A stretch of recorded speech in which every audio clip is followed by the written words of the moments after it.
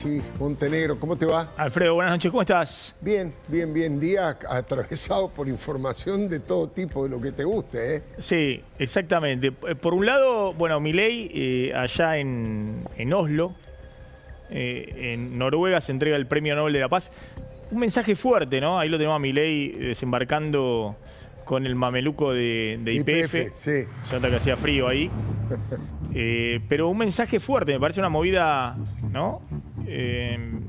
Básicamente, ¿cómo lo interpretás? Es el apoyo a María Corina Machado. Hay varias cosas ahí, sí. Maxi. Primero hay que tener en cuenta que Javier Milei fue el primer presidente en reconocer el triunfo de Edmundo González Urrutia frente a la trampa brutal, repugnante que hizo la narcodictadura de Nicolás Maduro. Primer dato, fue el primero, y María Corina Machado ha quedado sumamente agradecida y lo invitó especialmente.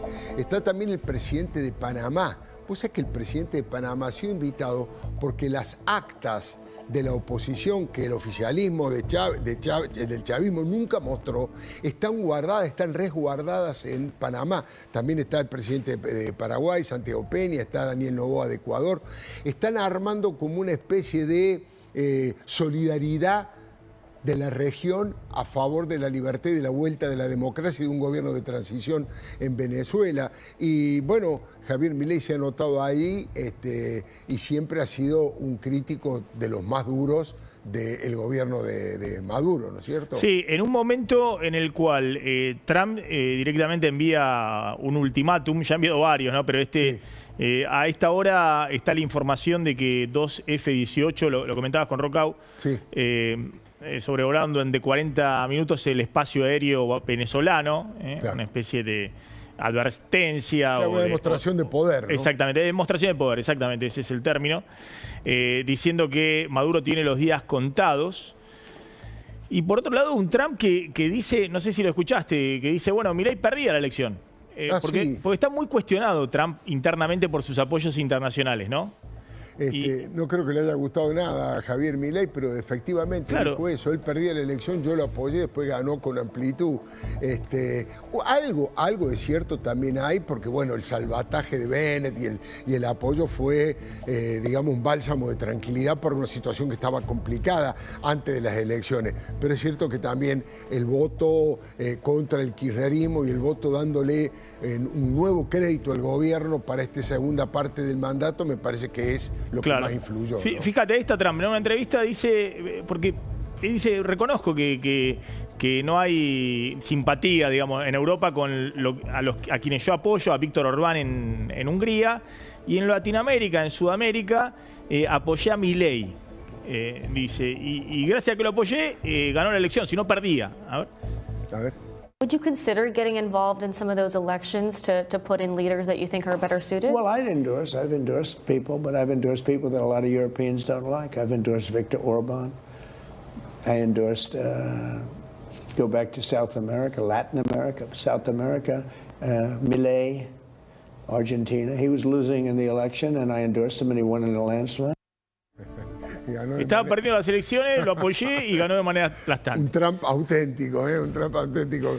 No tiene filtro en ese tipo de situaciones. Es cierto que necesitaba llegar con la economía estabilizada sin que se te dispare el dólar a la elección, claro. Pero evidentemente la sociedad ha votado también por otra cosa, no solamente por el tema económico, ¿no? Hay un cambio de un rechazo muy fuerte al pasado. Pero esta presencia de Milei en Oslo me parece que también es una forma de ir fortaleciendo esta, yo te diría, alianza estratégica con los Estados Unidos, porque hoy comentaba Rucau que tenía muy buena información, que están pensando alguna movida para potenciar el Premio Nobel de la Paz. ¿En qué sentido?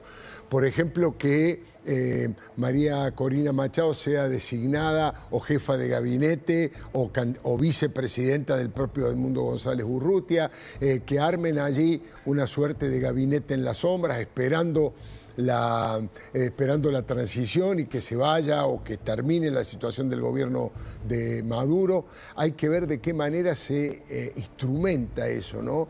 No es tan sencillo tampoco, no es tan sencillo. Hablaban algunos, el propio Rucau citaba fuentes del Departamento de Estado, que tal vez va a haber algún tipo de eliminación selectiva o de bombardeo a los sectores, digamos, geográficos en donde el gobierno de los Estados Unidos sabe que está concentrada, para decirlo brutalmente, la fábrica de cocaína, el corazón del narcotráfico. Claro, lo que sucede es que Trump, yo imagino Trump con el tema de las amenazas y más, Trump se plantea en el mundo desactivando conflictos bélicos, ¿no? Claro. O sea, por eso está haciendo toda la presión sin intervenir. Claro. Porque claro. sería, es decir, pondría una situación de mucha tensión, sobre todo en la región con Brasil, ¿no? Que tiene frontera con Venezuela. Me imagino que están tratando de hacer, ahora lo vamos a hablar un ratito con Juan Negri, pero bueno, la última instancia sería algún tipo de intervención directa militar. Me quedé pensando que lo de Trump, ahí coincide con el kirchnerismo, que dice a Milei lo salvó Trump, ganó la elección Trump. Claro. Ahí se unen en la interpretación. En muchos aspectos, el propio Guillermo Moreno ha dicho en su momento, ¿te acordás que Trump es peronista? Era peronista, porque bueno, tiene una visión mucho más intervencionista, más estatista que la que tiene Milei, sin lugar a dudas. Pero bueno, ahí hay coincidencias de otro tipo, ¿no? Que no tienen que ver con la mirada o el rol del Estado según las conveniencias de cada uno, sino es una alianza fuertemente contra los vestigios de los gobiernos de izquierda que van quedando en América Latina. Bueno, se supone que este fin de semana se termina el proceso de Boric en Chile, ahí están designando a su hijo Bolsonaro en Brasil para enfrentar a Lula. Ahí me parece una vocación, con esto de la doctrina Monroe, haber, digamos, resucitado lo que fue la doctrina Monroe, que significa que Estados Unidos se va a ocupar, va a apadrinar y va a custodiar un poco el hemisferio en donde está América y no meterse tanto en Europa, ¿no? Así es, así es. Voy a arrancar, Alfredo, y estuviste recién con el doctor Borinsky. Hay un capítulo en el Código Penal respecto a las decisiones económicas, ahora lo vamos a mostrar, que justamente gran parte del nuevo Código Penal ha encabezado la comisión de redacción el doctor Borinsky. Claro. Pero es muy interesante, va a generar mucha polémica, porque Argentina sería única en Latinoamérica. En la región, en Estados Unidos tampoco existe. Digamos, el tema de penalizar, por ejemplo, exceso de gasto por encima de lo que figura el presupuesto. Mirá vos, o eso no lo tenía presente. Financiamiento monetario del Banco Central al Tesoro. Eso en el Código Penal, no estamos diciendo sanciones, sino en el Código Penal, con castigos, con penas. Hasta ahora era visto como una decisión política, no como hasta ahora era, el doctor Borinsky lo explica bien, decisión política no judicializable, pero Argentina en el nuevo Código Penal. Por eso yo creo que hay una apuesta muy fuerte de Milei, muy fuerte, a partir de mañana cuando va este paquete de leyes, ahora lo vamos a contar, incluye esto que te decíamos, ¿no? Seguro. Muy fuerte desde el punto de vista económico. Alfredo, gracias como siempre, un gusto. Un gustazo, Maxi, buenas noches. Muy buenas noches a todos, bienvenidos a Hora 23. La gran apuesta de Milei, a partir de mañana el presidente pisa el acelerador y avanza a fondo con un paquete de leyes que no son leyes intrascendentes, son tal vez las leyes más importantes que ha impulsado el presidente Milei hasta ahora. Quiere de acá a fin de año tener un presupuesto 2026 aprobado. Ahora vamos a hablar con Gabriel Bornorori, que es el jefe de la bancada, de la primera bancada en diputados, que es la bancada de La Libertad Avanza, 95 diputados. ¿Cómo van a hacer para aprobar el presupuesto? Dicen que Santilli está negociando con los gobernadores. Hay versiones de que en esos diálogos con los gobernadores el presupuesto es un presupuesto duro de ajuste, porque hace falta equilibrio fiscal. No hay una flexibilización en la regla fiscal, tanto en los gastos corrientes como en la obra pública. Hay quienes dicen que hay una especie de planilla B, ¿no? En la cual se les dice a los gobernadores, bueno, si mejora la recaudación el año que viene, puede haber algunas obras para sus provincias, pero hoy crean, confíen, apóyennos. Hoy este es el presupuesto, a libro cerrado. Primera apuesta muy fuerte Milei, porque insisto, los tiempos es antes de fin de año, para que el Congreso trabaje incluso entre Navidad y Año Nuevo. La otra gran apuesta, buscando conseguir al menos media sanción en el Senado, entra por el Senado el presupuesto obviamente junto con la reforma impositiva y el proyecto de inocencia fiscal, que son 4 artículos y que no va a haber problema en la aprobación, la reforma laboral entra por el Senado.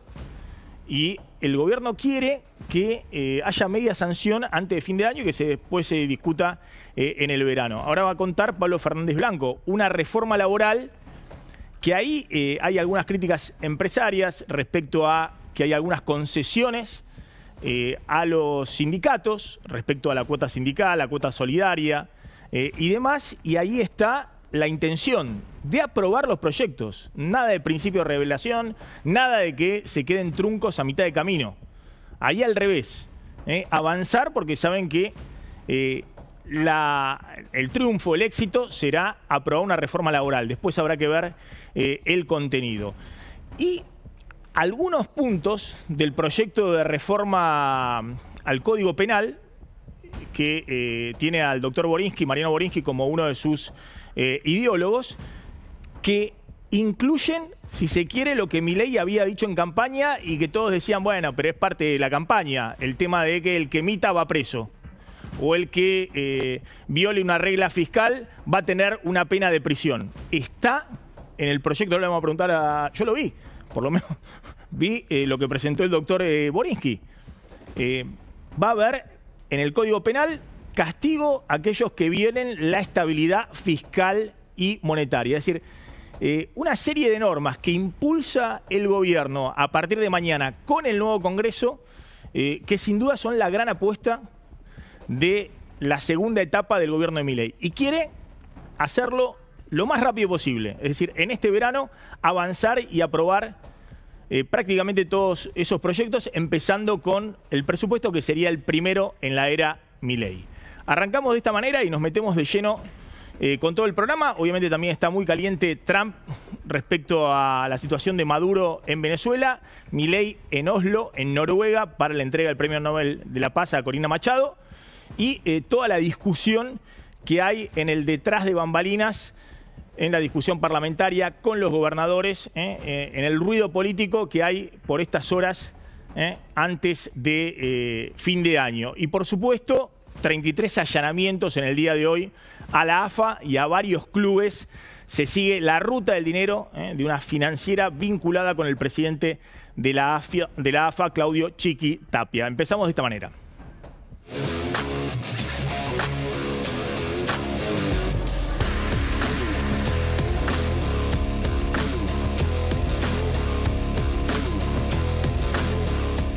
Hoy se secuestraron, como sucede, teléfonos, notebooks, pendrive, computadoras. ¿No hubo en ningún momento algún tipo de resistencia? ¿Podemos estar frente a una red, en el caso de la AFA y de esta financiera, que bueno, tenga ramificaciones mundiales? Desde el momento en que estamos hablando sobre el lavado de activos hace referencia a organizaciones criminales.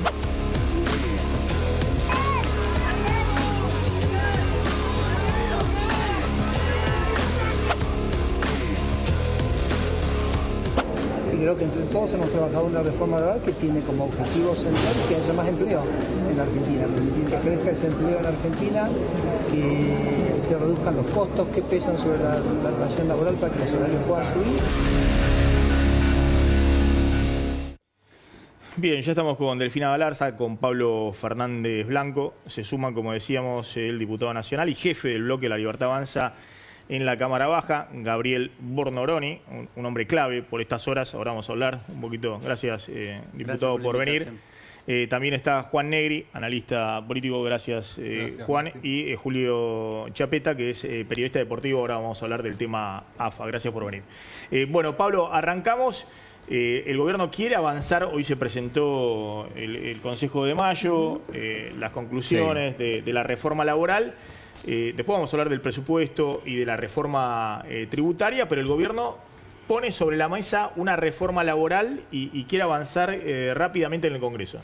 Efectivamente, Maxi, si te parece, vamos a ver los principales puntos de esta reforma laboral que propone el gobierno, que se puede discutir naturalmente en el Congreso, pero que tiene bastante impulso por parte del oficialismo. Naturalmente, vayamos con la primera de las placas para entender de qué se trata justamente esta reforma que en líneas generales, conceptualmente, lo que busca es aumentar la productividad del trabajo de distintas maneras y después se pelearán. Indemnización es uno de los puntos que todos van a ver. Bueno, acá este es un tema absolutamente clave. Se reducen los montos que se tienen en cuenta para hacer el cálculo de indemnizaciones. Por ejemplo, dos cosas clave: no se toma en cuenta el aguinaldo y no se toma en cuenta el mejor salario, sino el salario promedio. Hasta ahora, cuando hay que indemnizar a alguien, se toma el mejor salario y se incluye el aguinaldo. Con esta reforma dejaría de correr esto, con lo cual tiende a bajar naturalmente lo que recibe el trabajador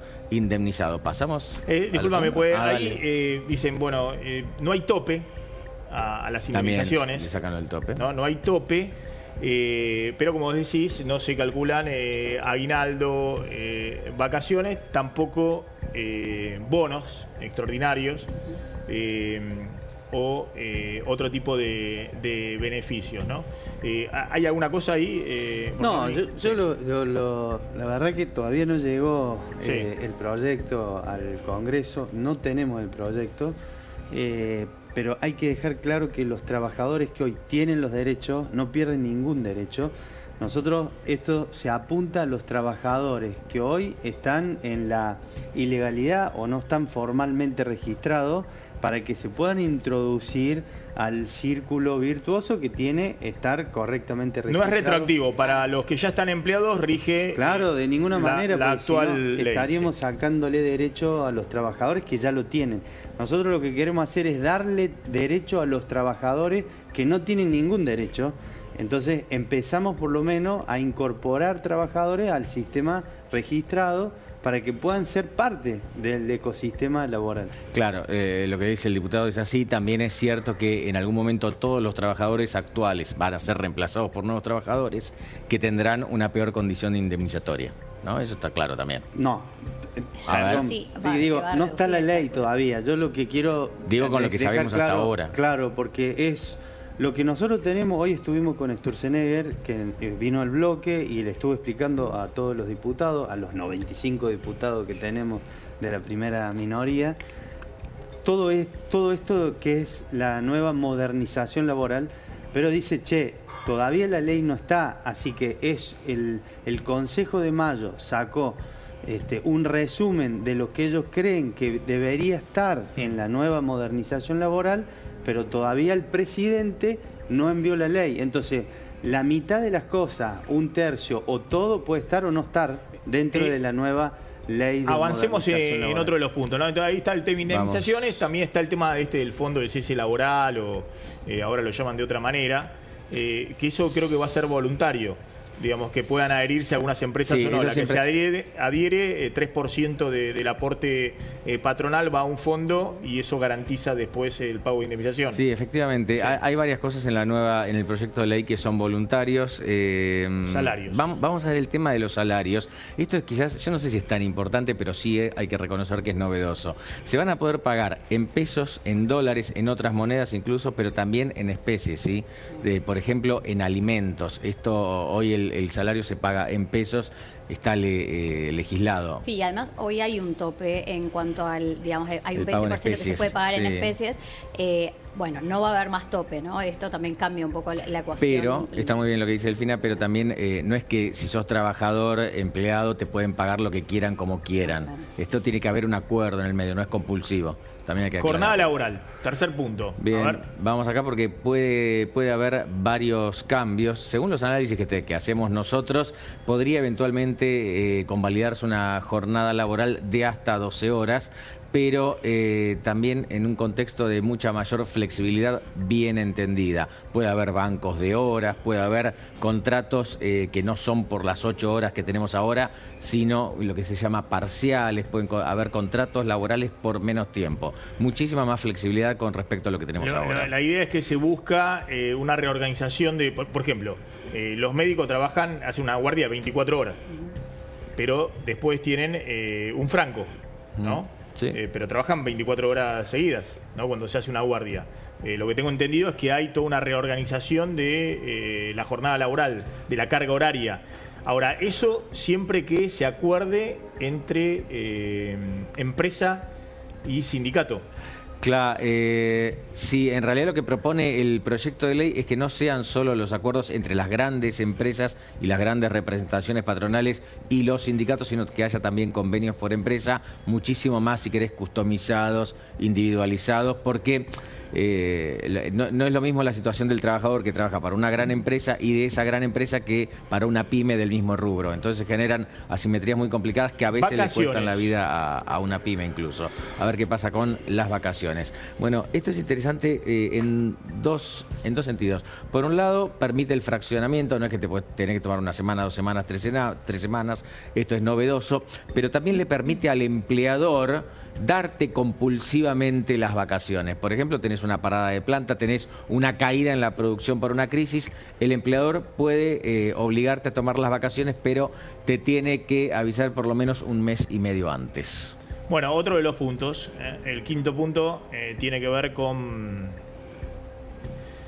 derecho a huelga, nada más y nada menos. Acá este es un tema que posiblemente traiga mucha polémica con los gremios. Vos sabés que hasta ahora hay un conjunto, está legislado esto también, un conjunto de actividades consideradas esenciales sobre las cuales que no pueden retirar completamente el servicio. No es que pueden hacer un paro y que no haya servicio. Aumenta la cantidad de actividades esenciales y además aumentan los porcentajes que deben garantizar hasta un 75% de cobertura de actividades. Por ejemplo, qué sé yo, transporte público. Yo tengo entendido, salud. No sé si hoy funciona eso, digamos, ¿no? Porque cuando hay un paro de la UTA hay 100%, pero sí en otros países eso funciona. Sí, ¿no? Por ejemplo, educación ha sido la gran discusión. Sí. En su momento Correa, en Ecuador declaró esencial el servicio de educación. Bueno, hoy no educativo. Es esencial y hoy de hecho sí. es algo que se está pidiendo en materia de educación también ampliarlo como derecho esencial. Este es uno, como dice Pablo, es uno de los puntos que la CGT te diría que tiene varios reparos y de hecho se van a juntar el jueves porque desactiva el poder sindical en muchos sectores. Exactamente, y básicamente lo que dicen es el derecho a huelga. Esto ya fue algo que además se judicializó en su momento cuando el gobierno intentó avanzar y este es uno de los puntos del conflicto, básicamente con la CGT. Sí, acá no hay esencialidad, creo. Creo que no hay ningún sector que tenga esencialidad. Derecho a huelga, obviamente que, insisto, todavía yo no he visto el proyecto de ley, pero se va a seguir respetando. Lo que pasa es que por ahí mal interpretado el derecho a huelga, que eran los bloqueos, por lo cual pymes quedaban bloqueadas durante 20 días y la fundía la empresa. Eso ya no es una huelga. Es fundir una empresa cuando vos no estás de acuerdo con alguna cuestión que está haciendo el sindicato, que nada tienen que ver los trabajadores. Quedan los trabajadores en el medio metidos en un problema entre el sindicato y la empresa. Lo que se estaba buscando acá es que no se bloquee una empresa y se deje a los trabajadores en la calle. Claro, pero bueno, ese es otro punto, el tema de los bloqueos, ¿no? Acá estamos hablando de derecho a huelga. Por ejemplo, los bloqueos no están en la Constitución Nacional. El derecho a huelga sí está. Claro, bueno, pero ahí hay como una fina, una delgada fina. No, lo que quiero decir es que el gobierno va a tener que medir delicadamente la cosa, porque tampoco es la idea de hacer una reforma laboral que después sea declarada inconstitucional y que no pueda aplicarse. Exacto. Esa es la amenaza de la CGT. Entonces acá la discusión política, por eso es importante también la negociación que se hace en el Congreso. Vamos a otro de los puntos. Dale, ultraactividad de los convenios colectivos. Esto es un punto clave, difícil de entender quizás, pero conceptualmente es clave. La instancia superior no te va a poder determinar la instancia inferior. Es decir, si se juntan los 3 principales referentes de un sector específico, no quiero nombrar ninguno para que después no me hinchen, del lado empresario y del lado sindical, y pactan una pauta salarial, bueno, en realidad puede haber especificidades en empresas de menor porte, ¿no? Con los trabajadores de esa propia compañía que muchas veces están interesados en hacer su propia negociación, llevar su propia negociación adelante, porque saben que si esa empresa cumple con lo que se decide más arriba, termina quebrando a la empresa o no tiene futuro económico. A ver, pero para ponerlo, el tema de la ultraactividad, a ver si entiendo bien. El tema es que la ultraactividad lo que disponía es que los convenios, si no se negoció un nuevo convenio, valía siempre el anterior, que seguía activo el convenio anterior. Lo que se plantea acá es que sobre los derechos laborales básicos, qué sé yo, jornada laboral, condiciones de trabajo y todo, los básicos, ¿no? Los que estaban en la ley de contrato de trabajo, eso se mantiene. Si no llegan a un nuevo acuerdo, se mantiene. Lo que puede cambiar son algunas cuestiones más de adecuación, ¿no? De implementación. Sí, pero uno más grande no no de te condiciones puede terminar... básicas de trabajo, sino de modalidades de trabajo. Sí, lo que ha pasado es que tenés convenio colectivo de 1970 que no están ayornados a la realidad. Es imperioso que se vuelvan a sentar a la mesa y adecúen los convenios colectivos de la actualidad a la actualidad, porque hoy están muy lejanos de lo que son las actividades que tenían hace 50 años atrás a la fecha. Entonces, de eso habla un poco, pero insisto, Maxi, todavía el proyecto no lo tenemos, así que no sabemos si se habla puntualmente. Yo te digo, como abogado y que ejercí derecho laboral, hay convenios colectivos que tienen un montón de cláusulas que, por un lado, no están activas, pero después cuando vos vas a juicio, las activan a todas esas cláusulas que están en desuso. Entonces es importante que se haga una depuración para que haya certeza por el lado del trabajador y por el lado del empleador cuál es la cláusula válida del convenio colectivo y que se ayorne a la realidad. Bien, vamos a la placa siguiente que tiene que ver con otro cable pelado, cuota de afiliación. Acá la idea es que las empresas no tengan la obligatoriedad de hacer la retención de la cuota sindical. El sindicato la puede seguir cobrando, pero no tiene por qué ser el agente de retención la empresa, que es un gran agente de retención naturalmente. Esto es un cable pelado, uno de los cables pelados, porque implica uno de los mecanismos de financiación de los sindicatos. Y vamos, si querés, nos metemos con la segunda, que tiene bastante que ver con esta, también la cuota solidaria. Acá la idea es que se elimine completamente y también es otro de los puntos conflictivos porque se mete directamente con las cajas de los gremios. Sí, este es el punto conflictivo. Bornoroni, ¿tiene entendido si finalmente se eliminó este punto? Porque por estas horas la realidad es que se estaba barajando que se iba a eliminar. De hecho, hoy se iba a presentar el informe. ¿Qué es la cuota solidaria? La cuota solidaria es básicamente cuando uno no está afiliado a un sindicato, aún así, digamos, se tiene que, te descuentan te la tu carácter. Exactamente, te lo cobran básicamente. Y la paga el empleador. Exactamente, lo paga el empleador. Más allá de que vos no estés afiliado, es decir, quienes no están afiliados al sindicato, aún así hay una retención al empleado que paga el empleador. Dentro de lo que son las cargas. La paga el trabajador. Pero la retiene el empleador. Exactamente. Exacto, sí, pero el que la paga es con el trabajador. Salario, claro, con dinero del empleador. Sí, está bien. Exactamente. Sí. No, sinceramente, y les digo, y esto es caja sindical. Me gustaría tener certeza para poder hablar con profundidad. Pero este es uno de porque me gusta el tema, pero no tengo ninguna certeza porque la ley no llegó. Okay, puedo, porque hoy se iba como jefe de bloque, puedo adelantar una opinión y estaría adelantando una opinión que no tiene certeza, entonces no lo quiero hacer. Pero usted cree que se va a incluir de nuevo, porque hoy Gerardo Martínez no fue al Consejo en Casa Rosada y entiendo que podría haber un guiño sacando esta cuota sindical. No, sinceramente que no lo sé, si no lo diría, si la tendría. Pero podemos intuirlo, ¿no? Naturalmente. Esto es una gran moneda de cambio para los gremios porque es el tema que más les preocupa. Para cerrar el capítulo de reforma laboral, vamos con el último punto que tiene que ver con los empleados o trabajadores de plataforma, como se dice, que han proliferado en el último tiempo, naturalmente. Acá se crea la figura del repartidor independiente, con lo cual, le da el visto bueno a las empresas, considera que no es una relación laboral, sino que está prestando un servicio de manera independiente. Se está institucionalizando a todos los delivery, de alguna manera, y le está dando tranquilidad a las grandes plataformas. Delivery o Uber y demás que facturan como tributistas a las plataformas, a Uber o a Rappi o a cualquiera de las plataformas de delivery o de transporte. ¿Qué estás viendo, Juan, con el tema de la reforma del gobierno? Quiere avanzar a fondo, ¿no? Reforma laboral, ahora vamos a contar el presupuesto, reforma impositiva.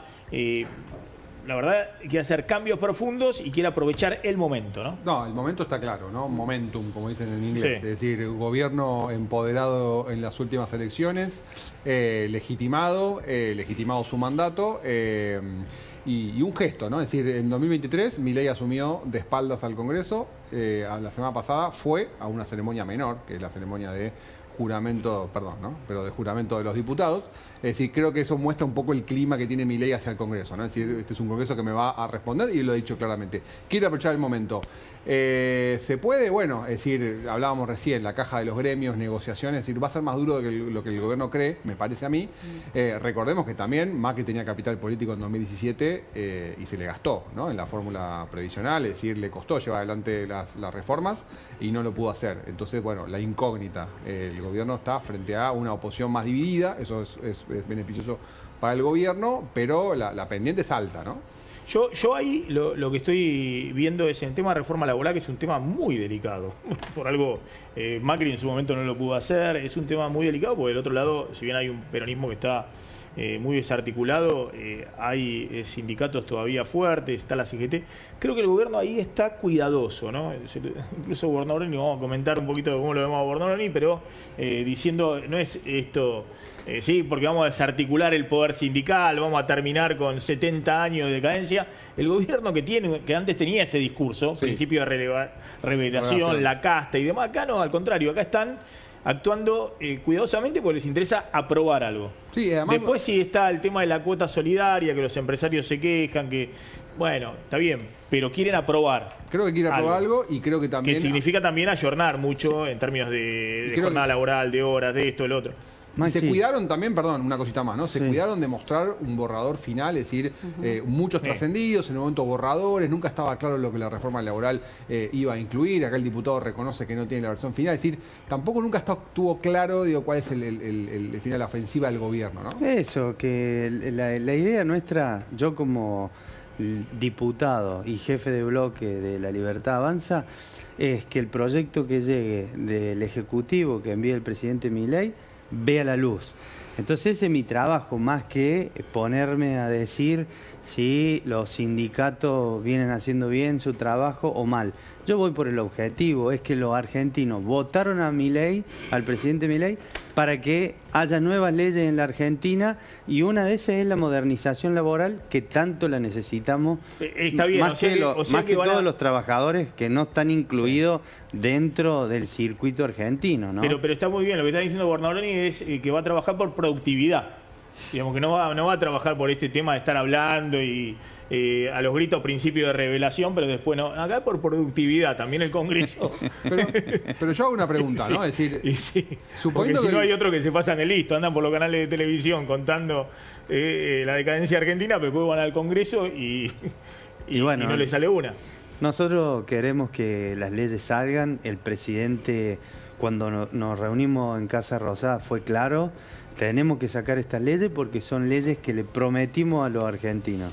Y modernización laboral a los trabajadores que están en negro. Entonces, nosotros vamos por eso, más que empezar a decir qué es lo que está bien o qué es lo que está mal. Yo te saco la ley y después la ley nos va a hacer dar cuenta de que lo bueno es eso, esta nueva ley de modernización laboral. Entonces, yo tengo una pregunta, ¿no? Digo, suponiendo que el gobierno tiene razón y una reforma laboral es necesaria para los objetivos que el gobierno se plantea, ¿no? Más trabajo en blanco, es decir, etcétera. Si tiene que concertar demasiado, termina siendo una reforma medio deshilachada, digamos. Es decir, ¿es la ley por la ley misma o si tiene que negociar mucho, tal vez termina saliendo un híbrido que no sirve para lo que el gobierno planteó? Es decir, porque tuviste que ceder tanto que terminás simplemente sacando un esqueleto. No sé si se entiende lo que quiero decir. Sí, entiendo. Lo que pasa es que como no hemos visto el proyecto de ley de modernización laboral, no podemos decir si es chiquita, es grande o es lo que los argentinos pidieron. Yo sí lo que le puedo decir es que si llega un proyecto del presidente Milei, es lo que los argentinos votamos. Voy al tema presupuesto. Ahí el gobierno quiere avanzar rápidamente. ¿Antes de fin de año? ¿Presupuesto 2026? Sí, antes de fin de año. Ahí está. Nos hemos propuesto tener presupuesto para los argentinos también. Bueno, es muy ambicioso. saber qué va a gastar el gobierno y qué no va a gastar. Bueno, esto es muy ambicioso porque ahí me dicen que en el presupuesto no hay nada de... ahí no ceden en nada, digamos, que incluso visto por legisladores del oficialismo, que dicen, che, bueno, pero justo pero estaba diciendo no que cedemos un centímetro para deshilachada, negociar. No, siempre está toda la posibilidad, pero sin romper el equilibrio fiscal. La premisa es no se rompe el equilibrio fiscal. ¿Pero qué tiempo van a tener para negociar? ¿La semana que viene y la otra? No, bueno, pero se está negociando de hace ya casi un mes el presupuesto, ¿no? No es que se empezó ayer o se arranca la semana que viene.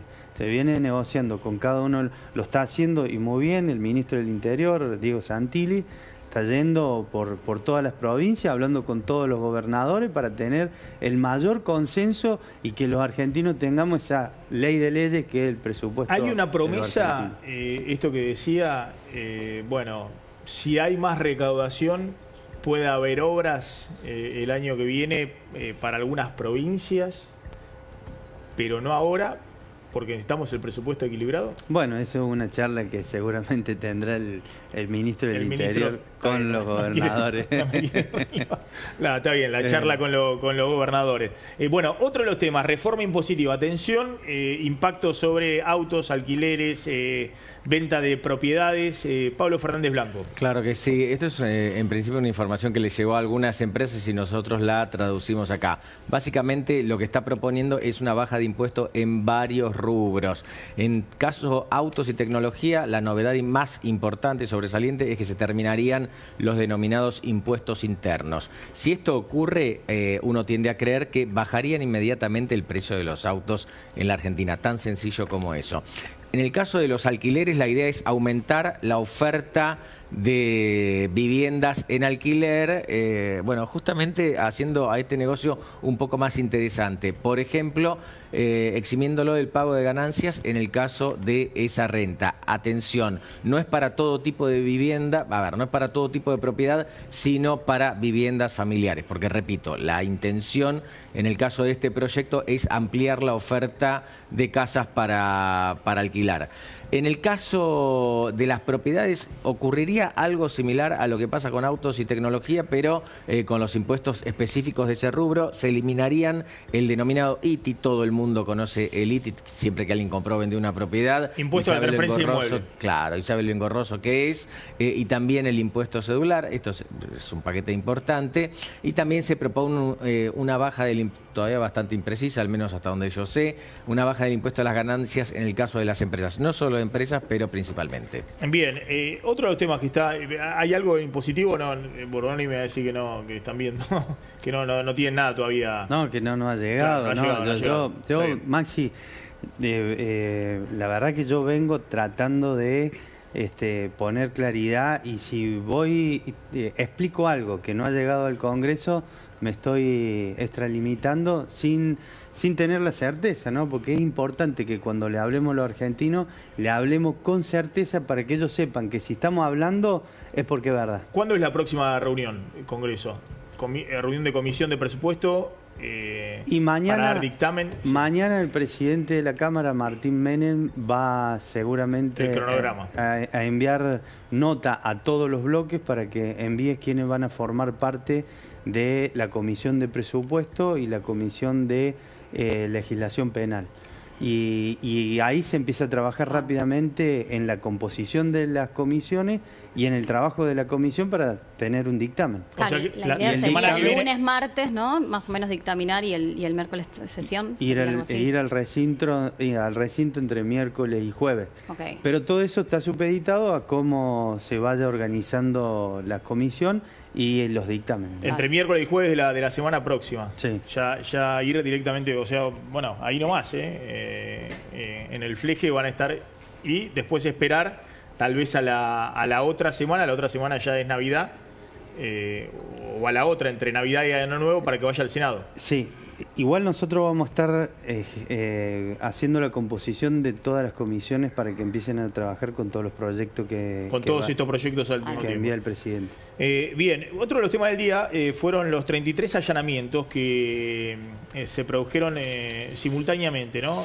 En la AFA y en varios clubes. Sí, efectivamente, hoy fue un un día de muchísima actividad para todo lo que gira alrededor de la AFA y todas las investigaciones judiciales alrededor de este señor que es Claudio Chiquitapia. Vos lo decías muy bien, más de 30 allanamientos en AFA, también en la sede de la Superliga se llama, ¿no? Sí. Liga Argentina. Liga ahora. Argentina, gracias, menos mal. Superliga era cuando estaba Marcelo Tinelli. Me quedé en el tiempo. La Liga Argentina, que es el campeonato argentino, y varios clubes. La orden la dio el juez Luis Armella por orden de la fiscal Cecilia Incardona. Esto es uno de los capítulos y ahora lo vamos a profundizar. Pero este es el allanamiento en la sede de la AFA, por ejemplo, imágenes del allanamiento en la sede de la AFA. También estuvieron en San Lorenzo, Julio, en Barracas. Julio Chapeta, ¿qué está ocurriendo con esta investigación? ¿Qué estás viendo? Y empezó a caerse el muro de Berlín de la impunidad en el fútbol argentino. Fueron allanamientos en 18 clubes y en domicilios particulares. No solamente de los clubes, porque hay, por ejemplo, una joyería ubicada en Libertad 150, que cuando yo paso por allí dice Noray Joyas. ¿Será de Noray Nakis, el presidente de el Secanucas de Tapia? Y bueno, empezó a caerse el muro de Berlín porque hay implicancias. Recién estaba escuchando si había proyección internacional y yo te puedo asegurar que sí, porque hay 3 clubes que están un poco complicados. El primero es San Lorenzo. La AFA lo mandó a Marcelo Moretti, que todavía sigue siendo presidente, por eso no lo echa y lo protege, a Surfinanzas a buscar 2.000 millones de pesos para pagar los sueldos del plantel profesional. Ese es uno de los clubes que está siendo investigado. No solamente fueron a la sede de Avenida La Plata, sino también al centro deportivo que está en el Bajo Flores. El otro es el Club Atlético Banfield, que recibió 2 millones de euros de una empresa, Auriga League Sociedad Anónima, que tiene sede en Madrid, está presidida por un español y dice haberle prestado a Banfield esa cantidad de dinero que las nuevas autoridades no encuentran en los registros contables ni en la caja del club. Por eso están imputados las autoridades que estaban en ese entonces, Oscar Tucker y Federico José Espinosa. Y el otro es Independiente, que dice haber recibido 40 millones de pesos de Surfinanzas como una donación para, viste que son benéficos estas empresas financieras, para el predio de Villa Domínico, pero que faltan 10 porque eran 50 la donación. Pero hay 260 millones de pesos que están ahí en la nebulosa. Nadie sabe dónde fueron a parar y supuestamente es otro préstamo, entre comillas, de Surfinanzas al Club de Avellaneda. Ahora, Julio, Pablo, acá lo que se está investigando y que investiga el juez Armella es una denuncia de Arca, claro, la Administración de Recaudación Impositiva, en la cual detecta supuesto lavado de activos. Lavado de activos y movimientos irregulares entre esta financiera y los clubes. De millones de pesos que no están, que circulan entre los clubes.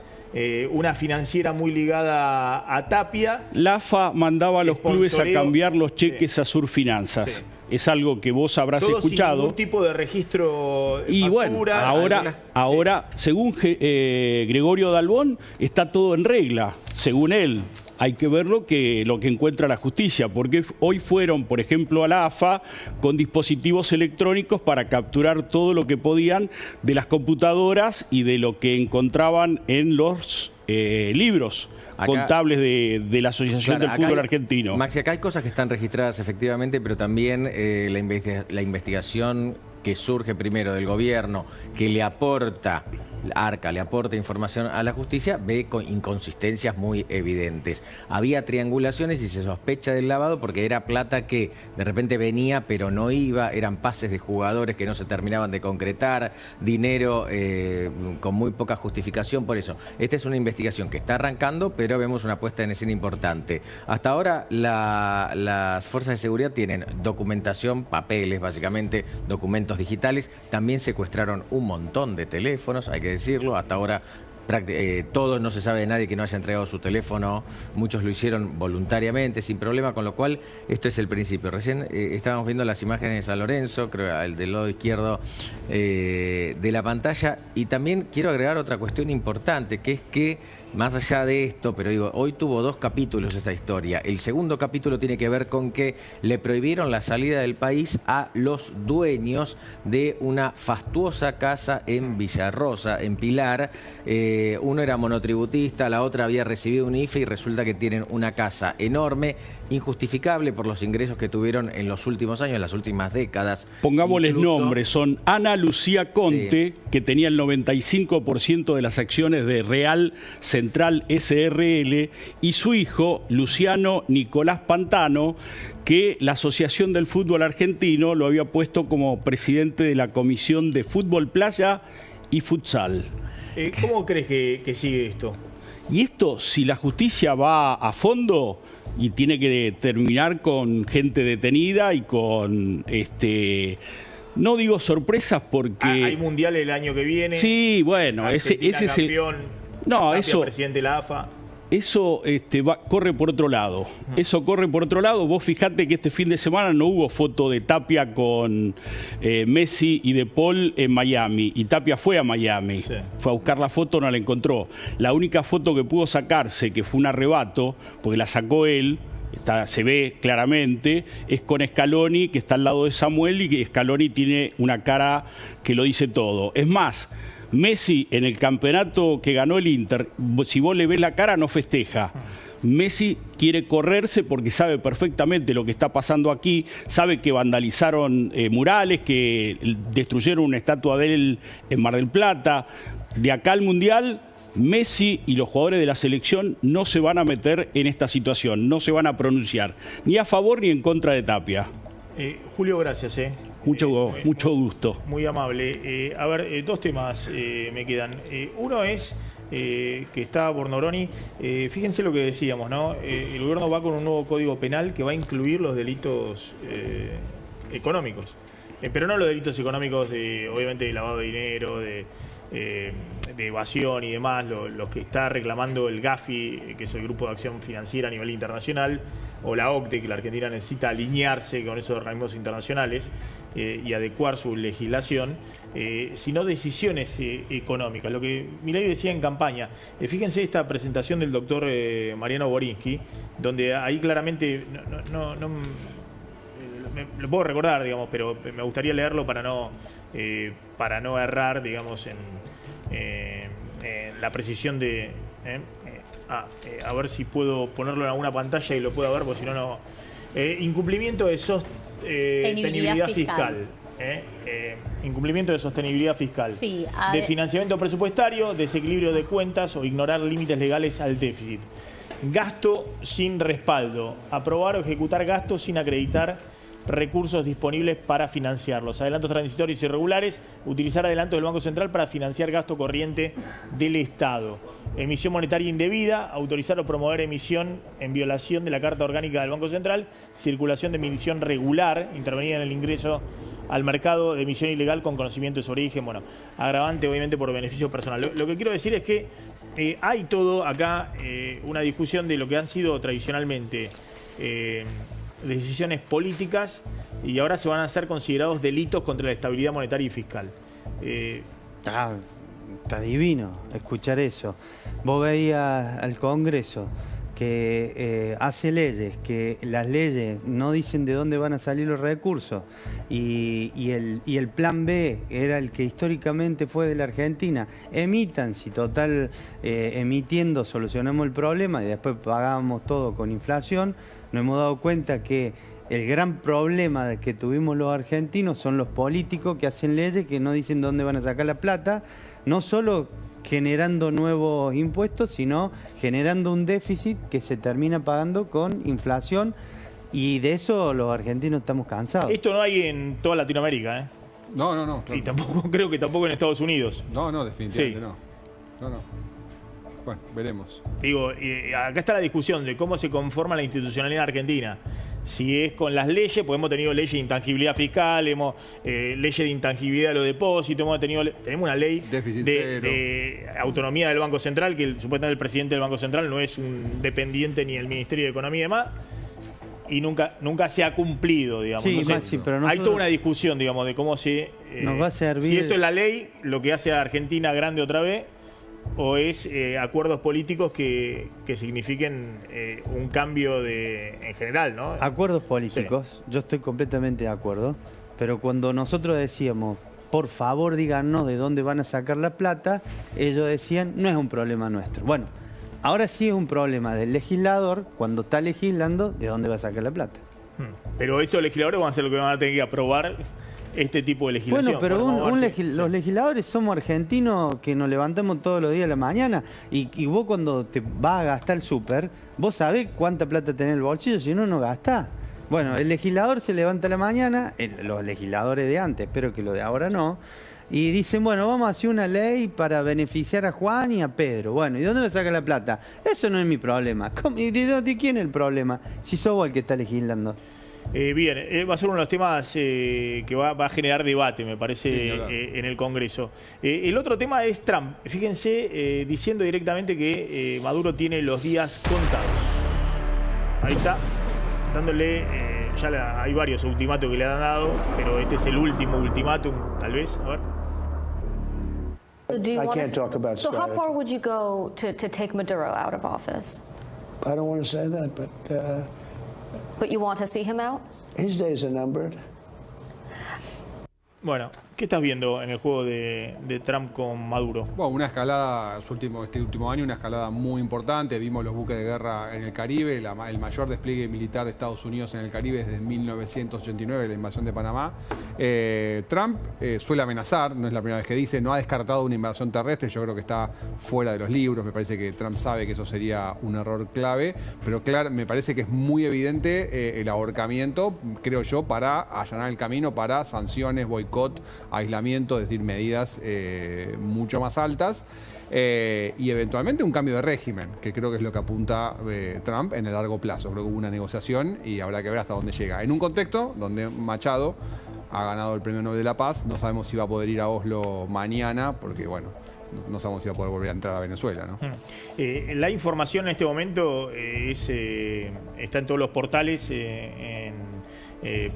primera página de todos los portales y los diarios internacionales, es que dos F-18, son estos aviones de última generación de Estados Unidos, del portaavión principal que tiene desplegado Estados Unidos ahí en aguas del Caribe, sobrevolaron durante 40 minutos sin ningún tipo de incidente espacio aéreo venezolano. Eso es una demostración de poder. Siempre. O sea, lo que también el despliegue militar. Este es el portaaviones más grande del mundo en este momento, que está ahí frente a las costas de Venezuela. Y bueno, es eso, el despliegue, el amedrentamiento propio de Trump, ¿no? Bien. Gabriel, gracias, muy amable. No, al contrario, gracias por la invitación. Gracias, Juan, gracias. Gracias, Maxi. Controla los costos y la gestión de tu pyme con Simple Tempo. Maneja tu facturación, compras y tesorería de forma ágil y sencilla con el mejor software administrativo contable, Tempo Software. Si tenés una pyme o sos autónomo, ingresás a simpletempo.com y elegís el plan que mejor se adapta a tus necesidades. Simple Tempo, 25 años junto a las pymes argentinas. Ibai llegó con todo, la concesionaria con mayor innovación tecnológica del país. Está en La Plata, en Avenida 13, entre 526 y 527, con entrega inmediata en absolutamente todas las unidades. Contactate ya